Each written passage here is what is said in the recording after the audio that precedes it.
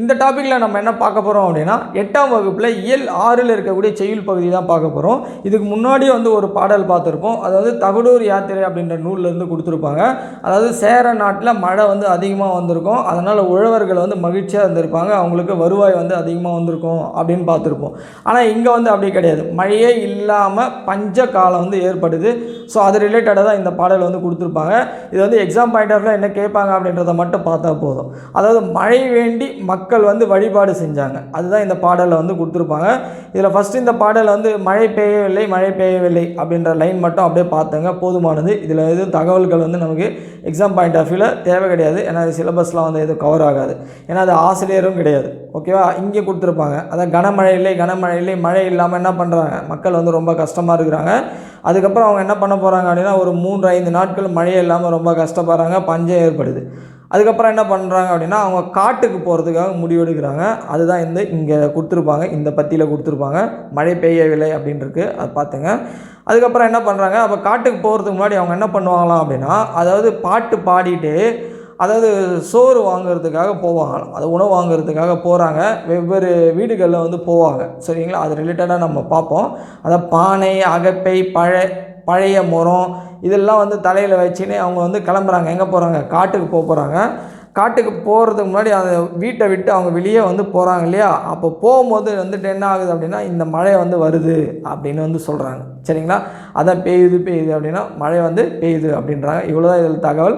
So okay, தெரிந்து தெளிவுன்னு என்ன கொடுத்துருக்காங்க அப்படின்றத பார்க்கலாம். இது வந்து இந்த தகவல்கள் வந்து இம்பார்ட்டன்ட். இதில் வந்து கேட்குறதுக்கு வாய்ப்புகள் இருக்குது, இந்த பாடலேருந்து கேட்குறதுக்கு வாய்ப்புகள் கிடையாது. சரிங்களா? அப்போ தெரிந்து தெளிவுன்னு என்ன சொல்லியிருக்காங்க பாருங்கள். அதான் மழைச்சோறு நோன்பு அப்படின்னு சொல்கிறோம்.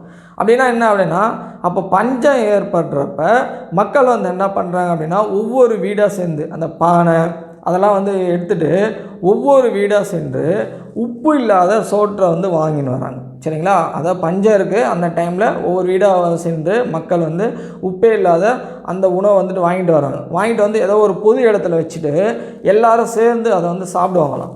இது வந்து எதுக்காக இதை வந்து பண்ணுறாங்க அப்படின்னா, பஞ்சம் ஏற்படுற காலத்தில் இந்த மாதிரி பண்ணுறப்ப அந்த வானம் வந்து தன்னுடைய மனசு மாதிரி மழை வந்து வரும் அப்படின்றது அந்த மக்களுடைய நம்பிக்கை. இதை தான் நம்ம என்னன்னு சொல்கிறோம் அப்படின்னா மழைச்சோற்று நோன்பு அப்படின்னு சொல்கிறோம். சரிங்களா?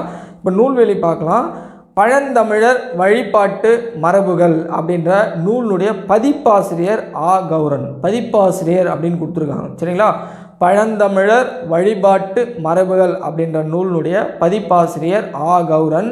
அந்த நூலில் இருந்து தான் கொங்கு நாட்டு மழைச்சோற்று வழிபாடு அப்படின்ற கட்டுரையிலேருந்து தான் இந்த பாடல் வந்து கொடுத்துருக்காங்க. அப்போ எந்த நூல்லேருந்து எடுத்திருக்காங்க? பழந்தமிழர் வழிபாட்டு மரபுகள் அப்படின்ற நூல்லேருந்து எடுத்திருக்காங்க. அந்த நூலில் கொங்கு நாட்டு மழைச்சோற்று வழிபாடு அப்படின்ற கட்டுரையிலேருந்து தான் இந்த பாடல் கொடுத்துருக்காங்க. அப்போ பழந்தமிழர் வழிபாட்டு மரபுகள் அப்படின்ற நூலில் பதிப்பாசிரியர் ஆ. கௌரன். சரிங்களா? அதுக்கடுத்து புத்தக பயிற்சி பார்க்கலாம். கனத்த மழை என்னும் சொல்லினுடைய பொருள். கனத்த மழைன்னா பெருமழை அப்படின்னு சொல்கிறோம்.